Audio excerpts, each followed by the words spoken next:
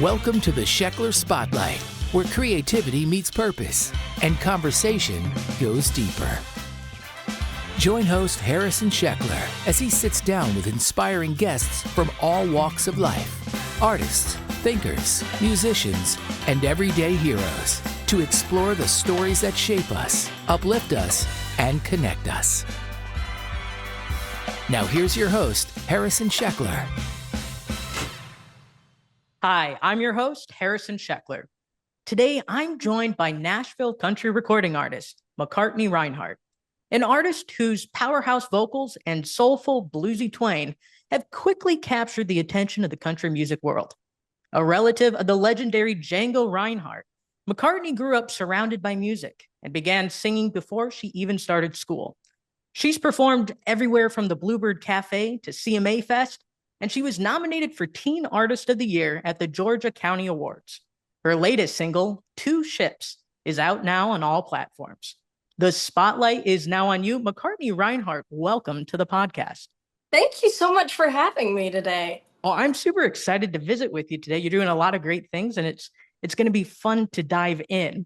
So like I said in the intro, you come from like this rich musical heritage. You have the relative Django Reinhardt, who, if people don't really know who Django is, I would say he was an early jazz guitarist. He kind of was like at the forefront. I mean, there was even a time where he toured with Duke Ellington in the US, which was pretty cool, the Duke Ellington Orchestra. And what's really interesting about him is he lost, I think, a couple of his fingers in a fire. I don't know if you probably know this, but he was playing with like two fingers rather than, on the left hand, the normal four. So it's just something really fascinating. But my question for you is having, yes, that's in your bloodline, but who were the inspirations early on in your life when you started music? I would say definitely my whole family. It's still very strong in my family. Even my dad, my cousin, my uncle, they all used to have a band. And so I was always around that. And my dad had a recording studio when I was really little. And so we would have people recording and just like he had a home studio. So I would always go to sleep like listening to him sing. And I would like try to go down to the basement before I had to go to bed to listen to people sing and like record their stuff. And so I would say my dad was like the biggest super early influence for me. And he always would just play me all of his favorite bands. And I, of course, love the Beatles with my name being McCartney. Yeah. And so that's, I have to. But of course, yeah.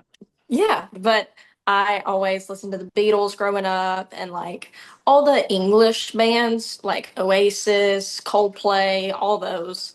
And so that really, really inspired me. And when I was probably like 4 or 5, Adele got really popular. And so she was, I would say, like my main vocal influence from the time I was really little.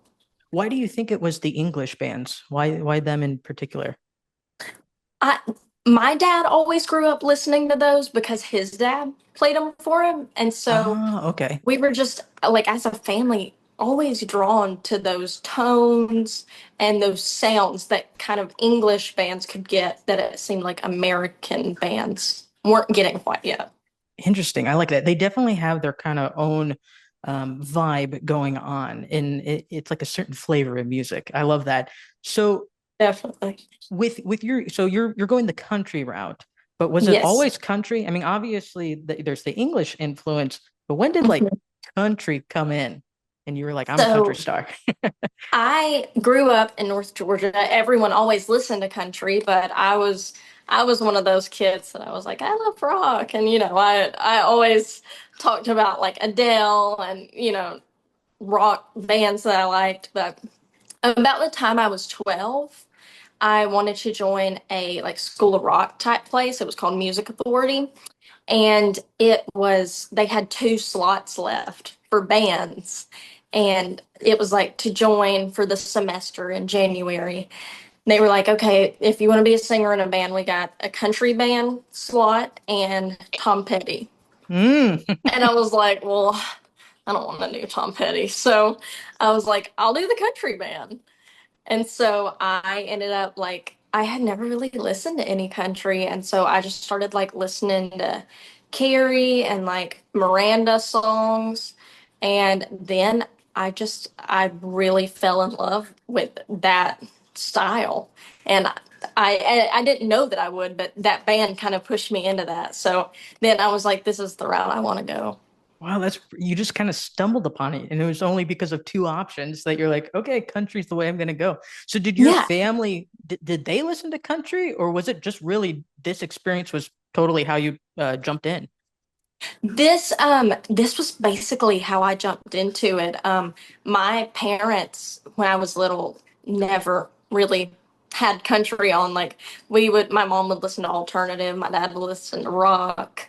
And so we would just have like the local Atlanta station on, and that was like pop and rock, things like that. But then I remember when I was like probably 7 or 8, I kind of got into Taylor's Speak Now album. Oh yeah. See, And that's what I remember of Taylor. I like that. Yep, it's the good such a years. good Well, album. she's always good, but she's reinvented herself.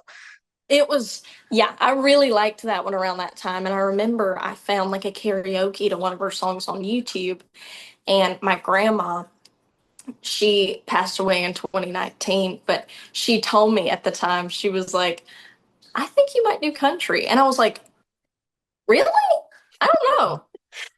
And I was like, I don't know. But she was like the first one that knew. So I didn't expect it, but she knew. Oh, that's awesome. That's really Yeah. cool, and it's really taken a life of its own. I mean, you're doing a lot of great things right now, but you started in Georgia, and you said you were 12 years old, right, when you joined the School of Rock. Is that right? I was. Yeah. Around that time. So, okay, Mhm. we're gonna really, with all my guests, I like to kind of get the origin story and the whole background. So bear with Yeah. me. So from No. 12, did you do like choir or anything in school, or was it really just the School of Rock outside school? I did choir for like 8 weeks in eighth 8 weeks. grade. Okay. And then COVID shut everything down. So I was Oh, like, okay. well, okay, well, that was that. That was that. Yeah. No, you can't really. So, It was kind of funny all the different things that they did for school music programs. Everyone's, of course, singing with the mask and stuff. And then uh the band. Do you ever see like those videos of the people like in tents and they're playing their instruments in tents? I don't know if you yes. it was just really bizarre some of the stuff when you look back at it. I mean, that was 5 years ago. I just can't believe how time's flown. But thank goodness we don't have to Yeah, deal with any of the craziness anymore. I think I know. we've learned our lesson from that and it's in the past, right? But anyway, Yeah. okay, so back on you. Okay, so you didn't really have experience inside the school. Did you take so besides School of Rock, did you have like private voice lessons, private I mean, did you play any instruments? So I started voice lessons. I was almost done with kindergarten. Actually, how I got into voice lessons, I don't tell this a lot because I kind of forget it, but Yeah. I started voice and guitar lessons because when I was in kindergarten, one of my friends had like a group guitar lesson at his house. Okay. And I was like, oh, like that would be so much fun. And so I was really little at the time though, and so it was hard for me to play guitar because like my body and hands were so small that I couldn't even play. So and then the guitar teacher taught me voice, but we were like, well, we kind of want to find like someone that just specializes in voice. So we did that when I was at the end of kindergarten. And then I started learning piano when I was 7. And then I taught myself guitar about the time I started that band. You taught yourself guitar. And Did. did you have any other besides Django being in the lineage, did you have any other guitar? Well, is your dad a guitarist? My dad's a bassist A primarily, bassist. Okay. but he always played guitar for me when I couldn't yet. Oh, okay. So did he So kind of help show you around, the board and everything? I kind of didn't want him to at the time. I was in middle school. I was like, I'm just going to teach myself. You Hmm. know, so I got on YouTube, taught myself chords, and then found like beginner songs, and so Yeah. then I just kind of went into that. But he has helped me a lot since. But at the time, I was like, I'm learning this by myself. I don't need any help. because I was young, but You're young, yeah, he's confident, and you can do yeah. it, right? Yeah, I think that I, that's I fun. felt as if I could. Yeah, God willing, if I have kids someday, so I'm a professional pianist, and I thought, can I teach my own kids how to play the piano? I'm like, no, I'm going to send them off to their own teacher. I'm not going to have to deal with that. They don't want to learn from dad. I just know it already, and they're not even born yet. So Yeah, it was. My mom was like, I mean, it would save money if it he could would teach save you. money. Yeah. And I was like, well, I don't know. Like, I'll just go to somebody else or teach myself, whatever. What's So, cool about it is maybe if you do have some questions later on after you've kind of, made that leap and learned the basics at the start, you can be like, okay, dad, how do you do this or whatever later on, get some yeah, pointers. It's he'll always help. sometimes like help me out and be like, okay, like here's a good plan. Like he'll like print out a plan, like the week of success or something, and it'll be like everything that like would help me to work on. So Hmm. it's kind of like, he is my guitar teacher in a way.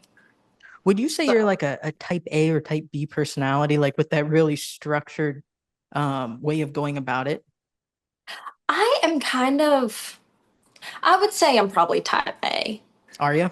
I'm pretty structured with like, I like lists Oh, and okay. I like being organized. So just So like in your daily life, so school, just things you have to get done during the week. Or do you like write it out the night before? I'm one of those people who, if you ask me, like it's down to like every minute. I'm like, okay, I'm doing this, this, and this, and I'm trying to be super productive. I try to do that. I just do it on the reminders on my phone, and then I Yep. have the little widget at the top, so I just press it when I'm done. Hmm. But I have those at the beginning every New Year's Eve. I make one for the year. And then I do it, for my day, for my week. So I try to stay pretty organized like that. So It's kind of interesting because I talk to different musicians, and I know you've had so many different connections where everyone is so different in the music world, which is kind of the cool part of it. Is like some people are just wild and free, and some people are like, so especially in the classical world where we're like very kind of like prim and proper, kind of like, okay, can't play a single wrong note. Whereas if you play a wrong note, we'll just call it jazz. But no, I didn't say that. But no, it's really interesting because I think asking these questions kind of helps us get a better picture of how one makes their art. And so what I want to dive Mhm. into now is when you're doing the songwriting process, one, who are the people, because it's a team effort usually, who are the people that help you in the songwriting process now? And one, what is your, or two, what is your songwriting process? Because everyone has a little bit different way of going about it. Yeah, so I sometimes write completely by myself, like just come up with something at home. But if I have a co-write, I usually have a few people that I like to write with a lot, like Kylie Sackley and Stone A. Ellie. I've been writing with them a lot lately. And Sean Rogers, he's my producer, and we write together. And so I have like a group that I usually always know that I'm gonna get a good song and be happy with it. And then I usually like it's kind of different if I'm at home writing by myself as far as the process versus like at a co-write because Mhm. I usually at a co-write people are like, okay, what idea do we have? Hmm. And so I'll usually come in with some type of idea, but I'm still like, kind of just playing chords, like mumbling around, trying to figure out, just So are you using the guitar while you play, or are you away from it? I usually almost always, I used to actually do it reverse. I used to write the complete lyrics and then put it to music like a poem Oh and yeah, then put it to music. But now I kind of prefer to just not really know where I'm going with it, just especially when kind I'm of by myself. just where you get that idea and let it percolate and just kind of see where it takes you, right? Yeah. And so I'll just kind of play some chords that I think are pretty or that sound good and then kind of start mumbling something until something sticks. So, Did you have any songwriting classes, or is this part of it all self-taught? I have never done any songwriting classes. I just try to learn by writing with as many people as I can and just kind of just being as authentic as I can. I've always wanted to do songwriting classes, but up until like a year ago, I turned 18 last year. I just turned 19, but I you're not allowed to sign up for any online until you're 18. And Really? so, I didn't know that. yeah. Okay. And so I was like, my God, like I would love to. Ryan Tedder, the lead singer of One Republic, he's got a course, but you have to be 18 to sign up. And I was like, well, guess I'll just keep trying to work on it myself until I can join a course or something. So, That's yeah, interesting. I wonder, it's probably maybe just so you have a whole gamut of different mature topics you could write about. I don't know. I don't know what that I reason is for. guess. Yeah, that's Yeah. interesting. And so then when you go into like a co-write and you said, it's more like, boom, give us an idea. What are we writing about today? What is one song in particular that you had in a co-write? Like what was the process of that? And maybe talk about a specific song that you put out there. I'm trying to think. For my song High Horse that I put Hmm. out last year, I was kind of tired of writing about just the same old things. Like a lot of the things that I write about are kind of like, you know, I like fictional stories. Hmm. I kind of like to, because you can just make whatever you want out of it. And I think that's really neat. And I write a lot about where I'm from, like moving away from home. And so I was like, God, like I'm kind of sick of writing just about those two things. And so I came in and my producer was like, "What do you want to write about?" And I was like, "Well, I want to write about like my struggle with I was bullied in middle school, my struggle with still making friends as a girl, and like just that whole issue kind of. And I know a lot of other girls go through that. And so I just kind of sat down and I was like, that's my current problem today. So I just want to write about that. What's kind So of cool about songwriting is it's like a diary of your life, but in a really cool form, yeah. It's music. We're very blessed to that effect. But yeah, no, you're talking about how you finally had the process of going through and writing it, co-writing it, right? And so how did Mhm. that come to fruition? Did you have people come in like session musicians, or how did it work? Yeah, so it was just me and my producer that wrote this. And we usually have pretty long writing sessions just because we work out everything. So it was like 5 or 6 hours just at the studio, like working out Hmm. everything, kind of how we'll do a demo and I'll record vocals on it just for scratch. And then actually the guy that plays on my tracks, his name is Baggio. Baggio. And Okay. yeah, and he lives in the Netherlands. Oh, So okay. So he's you're doing it able remotely. to, yes. And so he sends over all the tracks. Me, him, and my producer are all on Session Wire, Mm-hmm. which is like a FaceTime where you can also record. I don't know if you've heard of it, I have. but Yep. Hmm. I It's tell really some cool. people about it and they're like, what? Yeah. But yeah, so we do that. And then he just records it in real time, sends it over, and then we just import it into the song. And so he records every single instrument. And Everything? he does. Yeah. Wow. And I can only play the piano and the violin. And I thought I was doing okay, but my gosh, everything? Every That's time he's like recording, I'm like, God, I can't play half of this. yeah. Some people just have like superpowers, and it's also those people like who have perfect pitch. Do you have perfect pitch? I I can tell you like what intervals things are, Okay, so you maybe like but good relative pitch, like. But if like I yeah, was like A D G, so or like like naming, if I played it on the piano, you probably couldn't name it, right? probably not that. But like if it's relative to something, I could tell you if you said like this is an A and then you played like a fourth up, I would know that it was a fourth or something. Well, when I was growing up, I thought having perfect pitch was like one of the coolest things. I thought it was a superpower, literally like a real world superpower. So I went to the Cincinnati Conservatory of Music for my undergrad, and Yes. it's me and I mean, I'll just being honest, I think I was a minority in the class. It was almost all Chinese, South Koreans, and then myself. But the like over half the class had perfect pitch, and we would have to Really? do the oh gosh, it was crazy. And like they could just listen to the radio and just play it all out, like just one listen. And I'm just sitting over, we'd have these, I don't know if you've heard of dictation tests or what. Yeah, yeah, yeah. So we had to, in our music theory or oral skills with AURAL skills class, we'd have to do the dictation test. And these kids would get it like the first time they'd hear this really complicated piece, and I'm sitting over there like I got the first measure down, and it might be a few notes off. But anyway, yeah. So I'm going on a tangent here, but I think No. perfect pitch is like the coolest thing.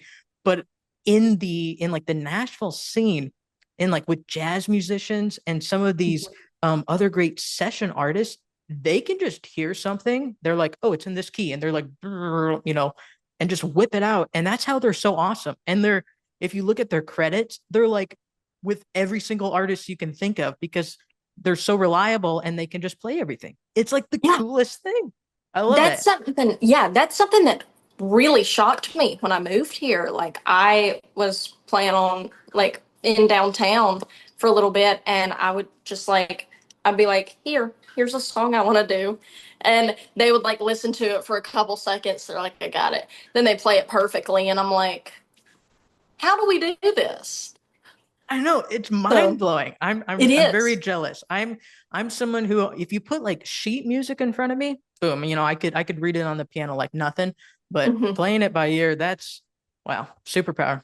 Yep, definitely a It's superpower.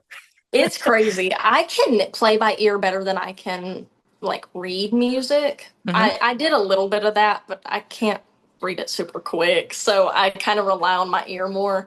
But people that just know exactly how something's gonna go is crazy to me. Yeah, I love it. I'm envious and props to them. I'll stay in my I corner and know. just, bow down to you. So Me too. Yeah. well, you talked about you're in Georgia and then you go to Nashville. There it's kind of like they're both very special and unique in their own way. I'm curious, how would you define your time in Georgia? And then remind me, what age did you move to Nashville? I was 15 when we got our apartment. I was gonna turn 16 in like a month after that. Okay, okay. So So yeah, so how would you describe uh Georgia? And then how would you describe like Tennessee, Nashville area and what they have to offer?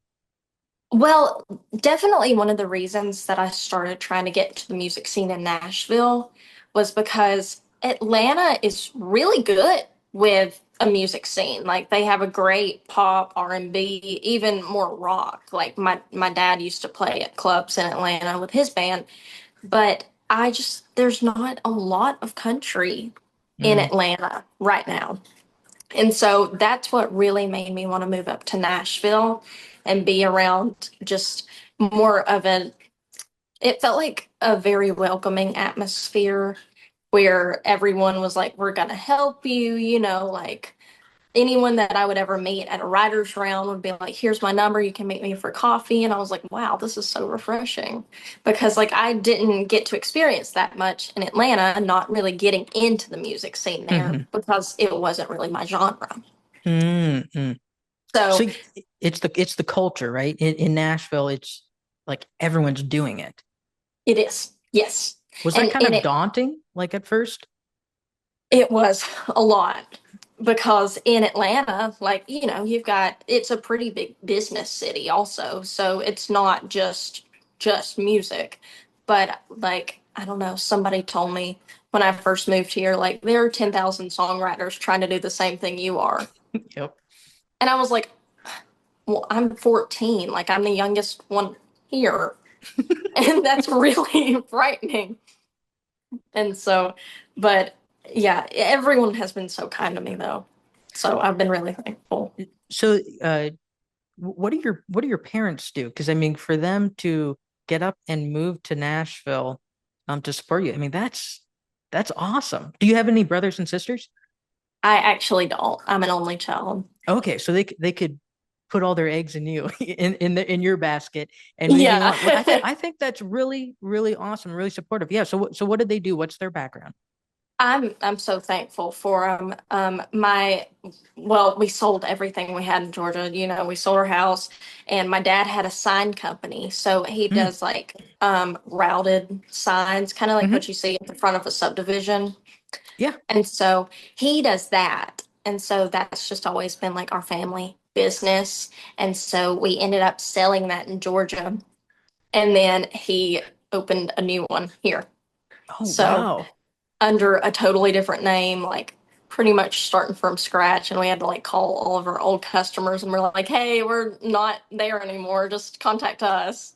So it was definitely a huge change, but that's kind of always been like our family business. And so, and then my mom has helped out in times, when if we're, needing a little bit more, she'll like sell clothes online and things like that. So she's always been like a stay-at-home mom for me, which I've been so thankful for.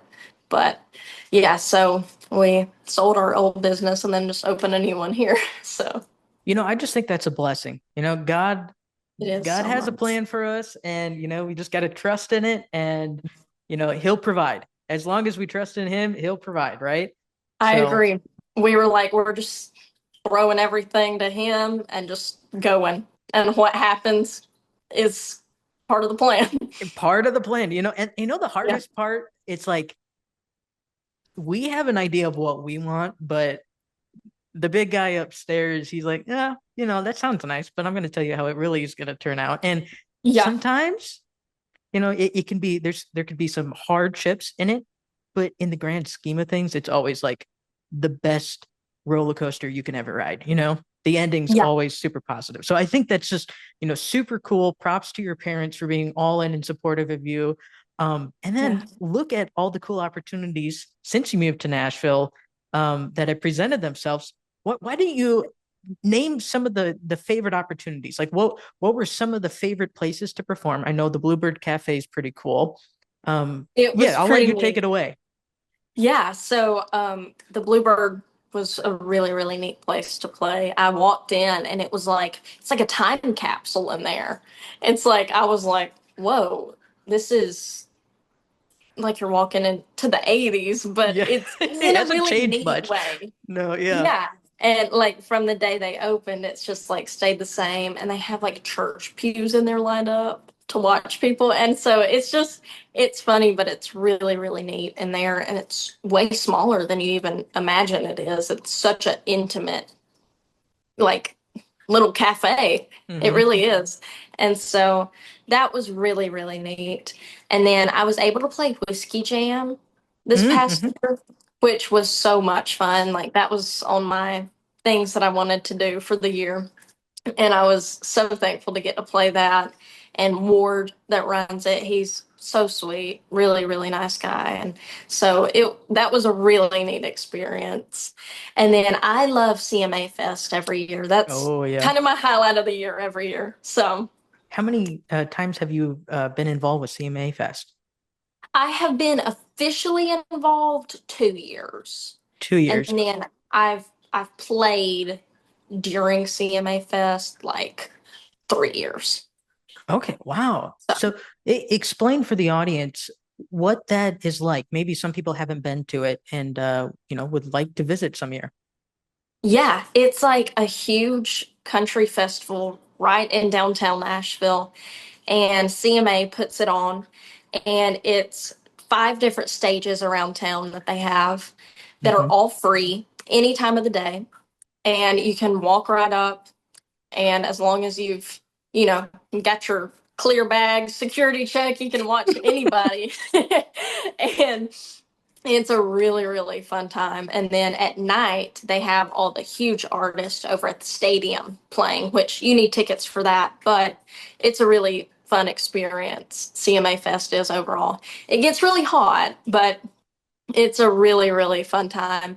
And then Fanfare is in Music City Center. Hmm. So it is the meet and greets. It's where you can go to cool off, like they're a couple places to eat in there. You can watch a few performances, and then like clothing stores set up in there, and meet and greets. So it's really, really cool. And I love every bit of it. So now that you've done it a few times, I'm sure maybe you've seen some repeat people attending and you've met fans because people are starting to follow your music. What is that experience of getting to meet with the people that hear your music and how it resonates with them?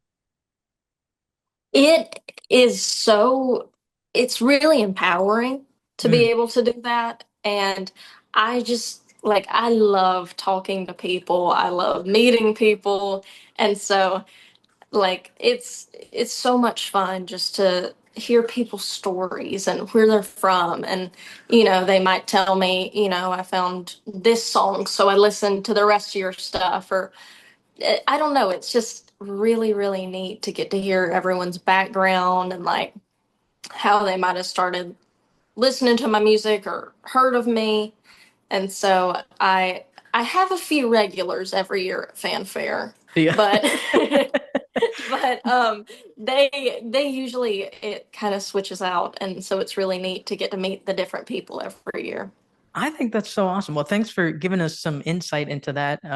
I'm sure a lot of people who are listening, they've probably many have participated in it, and then, some would be interested in participating in the following years. And then Yeah. speaking of also performing, I've seen on your your tours, coming up, that you've been performing in actually a lot of different places, like different places, different states. And I noticed that you were just recently in Yeah. Kansas City, right? Or I is that coming up? That one is coming up. Coming Yes. up. Do you? It's okay if you don't remember off the top of your head because you have a lot of performances. But what are you looking most forward to, like places to perform in that experience? Have you done much touring, or is this kind of like a new adventure for you?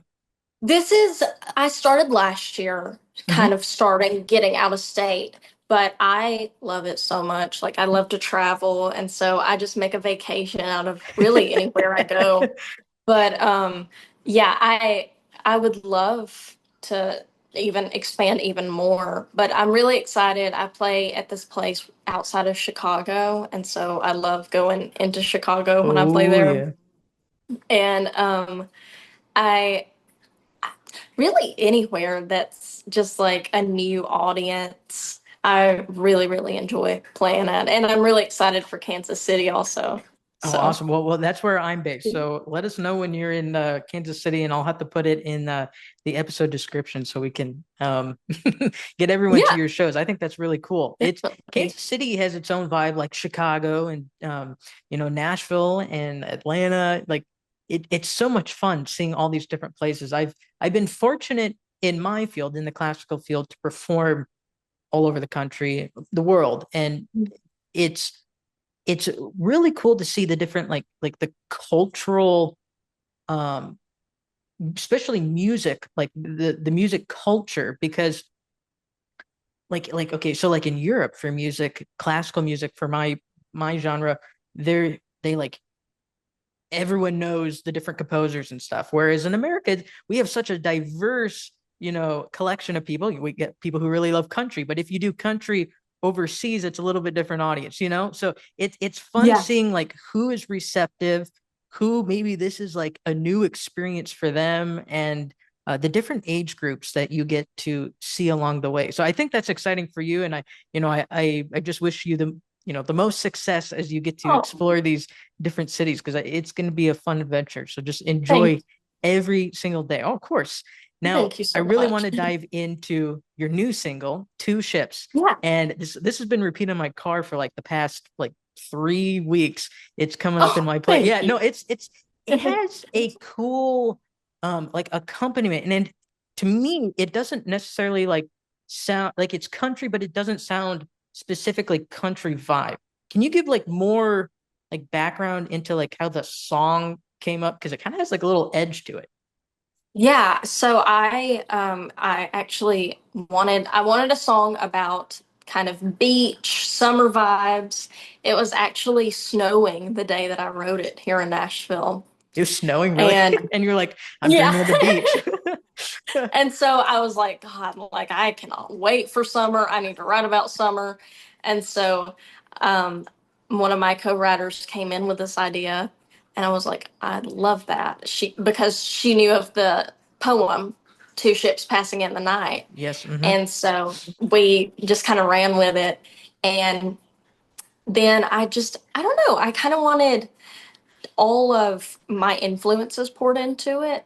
So I wanted it to be, kind of dark, but like kind of dark ocean vibes. And so Yeah. then I wanted it to be cinematic also a little bit. So I don't know, I just kind of wanted to, it's my favorite song that I've written in a really long time. And so I was like, I just want to do with this exactly how I feel and not force anything with it. And so that's just kind of how this came. Like, I just kind of felt the song and then kind of like structured the music around it, if that makes sense. Yeah, no, it does. And I encourage everyone to go listen to it because it's a little bit different from your previous singles and releases. It it kind of has its own voice, and I was like, oh, this is something new from Macartney Reinhardt. This Thank is you. this is cool. So, can you give us a little more background into like the specific storyline of? I mean, it's the two ships as an inspiration, but you also talk about like you know calling one another and then not having that relationship, right? So can you give a little more background into that? Yeah, so I don't know. I always thought that it was a really weird thing in relationships when it's like you when something has ended, it's a weird feeling of how it's just like everything stopped. And so I had never experienced that till like I was in high school, and I had experienced grief before that. So I had lost both of my grandparents in middle school, and I I that was the only thing I knew how to compare a breakup to, was Mm-hmm. grief. And so I thought that was really fascinating of how it's like it's different, but it's similar in ways that it's like one day a person's there, the next they're not. And so I just thought that that was really fascinating. And I was like, I kind of want to like, I think a lot of people go through that, and Oh it's yeah. a weird, weird feeling. And so I was like, I just want to put this out here because it's always kind of fascinated me how it gives off kind of the same feeling a little bit. No, I'm glad that you explained that. You explained that so well. Thank And you. you're welcome. And we see people like Taylor Swift doing like the breakup songs or whatever. I wouldn't Mhm. really I mean, in a way it's kind of a breakup song, but it's like you were saying, it's more about the emotional side of the loss, not necessarily like the breakup Mhm. itself. At least that's what I'm getting. I don't want to put words into your mouth, but That's uh, definitely, yeah, kind of the angle I was going. and what's so cool about your songwriting process, and as you get older, is at least from my experience, the best songs come from personal life experiences, or where we can take personal life experiences and kind of stick them in different angles in our songs, and because it's something that people can relate to, because really, I don't know if there are too many original experiences that people have. And you probably learned that too. We think we have like an original experience, and it's like, no, everyone's at some point gone through some emotion. So when you speak from the Yes. heart and you are very open about your own experiences and show vulnerability, I think that's where you grow an audience and people are like excited. They're like, well, it's kind of like your Taylor Swift. She's being really vulnerable in her songs. And then, like who was it? Olivia Rodrigo. She had a really big thing with her breakups, and like all the Yeah. girls and even the guys were like, oh, I totally relate to this.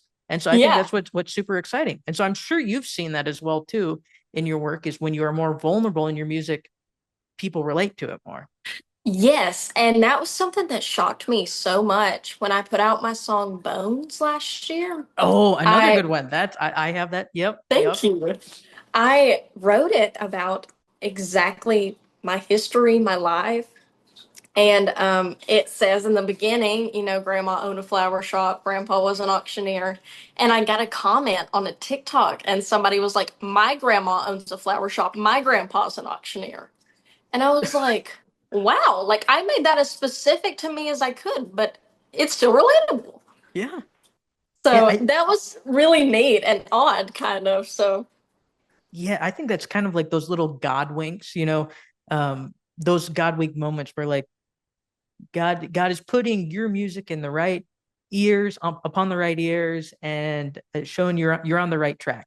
So just keep I finding those agree. God wink moments, because that makes it really special, the journey really special. So It does. looking at 2025, what Mhm. do you have in store for us this year, and what are some of the things that you're looking forward to, just even maybe beyond 2025? Yeah, so I've got a lot of upcoming shows, like touring this year, and then I will be putting a few more singles out before the end of the year. And I'm hoping sometime in 2026 to start working towards an EP of some kind. Okay. I'm not sure what I would put on there yet, or if it would be old stuff and new stuff, or just completely new stuff. But I would definitely like to work towards that, like end of this year, next year sometime. So I'm just really trying to work on, keeping on building my fan base, putting music out, and just really trying to work as much as I can to play out and just get my music out. So Yeah, we'll just keep staying on that grind. I think it's super exciting. Now, if people want to find your music and follow your career, where should they? How can they find you? yeah, so you can find me at Macartney Reinhardt Music on Instagram. And then everything else, like you can find my website, mccartneyreinhardt.com. You can find me on TikTok at McCartney Reinhardt.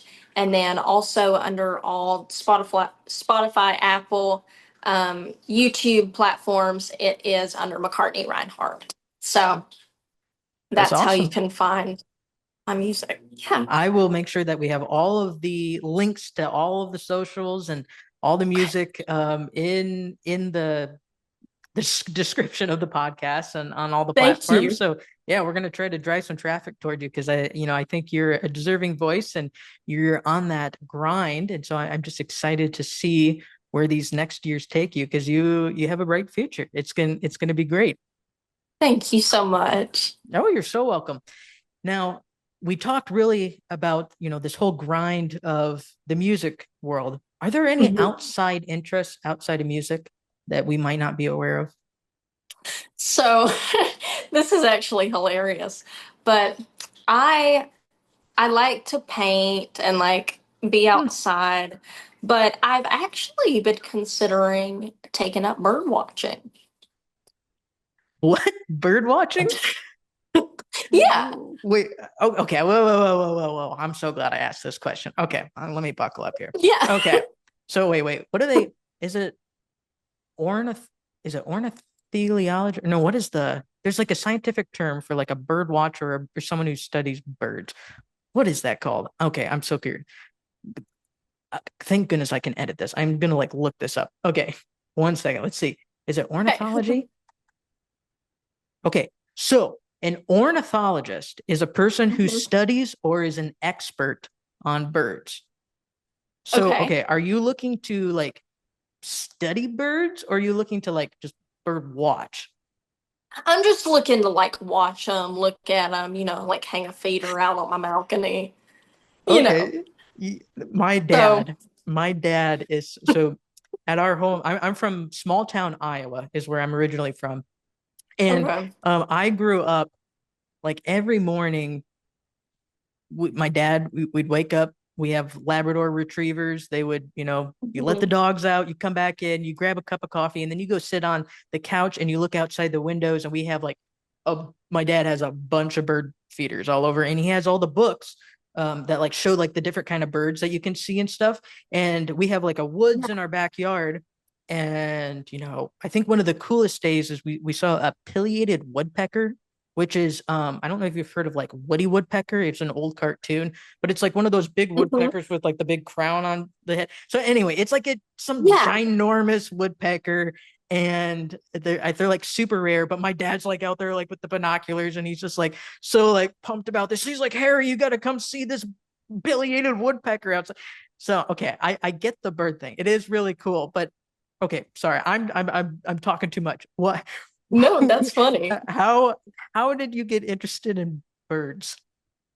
Well, I my like I said, my birthday was like a few weeks ago, and so my mom was like, "Okay, like let's go." We live right at a bunch of stores around here, and she was like, "Well, let's just go to stores. You tell me what you want, because like you're so hard to buy for. So just let me know anything that you want for your birthday."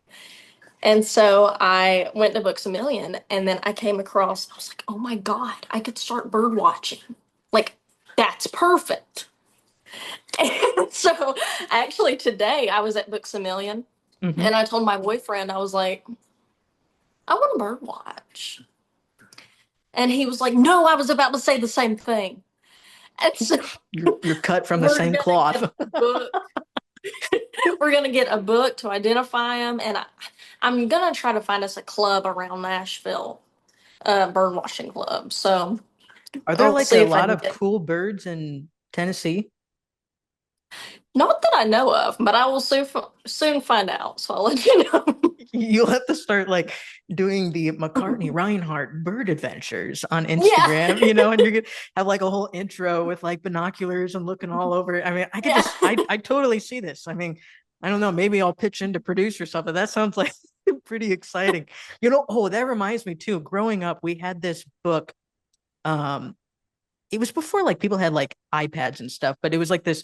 You ever heard like Leapfrog, like books or whatever? Yeah. I Okay. love Yeah. Yeah. Yeah. those. Yeah. Yeah. So I don't know if it was that, but we had like a book that like anyway, it was a bird book and it had all the different types of bird calls in there for all the different types. And so that Mhm. was it was really annoying for our parents after a while because we would playing it and then we would get the dogs. So our dogs are hunting dogs.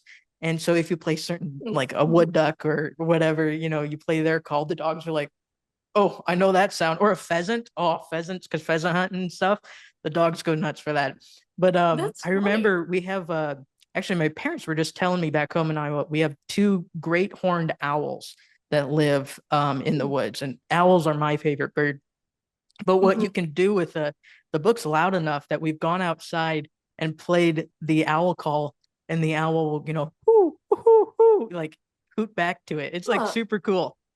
Yeah, that is neat. Yeah. So, okay, you're going to have all these amazing bird adventures, and, Yes. you're going to like moonlight as a ornithologist, bird watcher, and, Yeah, during the day, you're going to be a country singer. I think yeah. that's really cool. It's well rounded, right? That's what we'll go with. It's a good combo, I would think.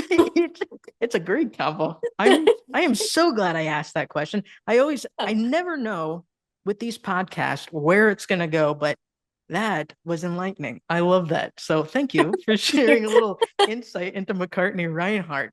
So Yeah. we're coming to the end of our podcast. And one of the things that I do with all my guests is I do a rapid fire round Okay. of questions. Okay. The 1 minute. Okay. And I'll have to take the question out of like, you know, what hobby do you want to explore? Because we already know. So ornithologist, bird watcher. But let me see. I have my list. Okay. I have my timer. And Okay. I know what I'll ask. Okay. So are you ready? Yes. Okay, we'll see how many we can get in 60 Okay. seconds. Here we go. Are you an early bird or a night owl? I'm a night owl. Okay, first concert you ever went to? Paul McCartney. Wow. Okay, who would be your dream duet partner? Taylor Swift. Hey, there we go. Favorite place to write music? In my room, probably. And what is one word your friends would use to describe you?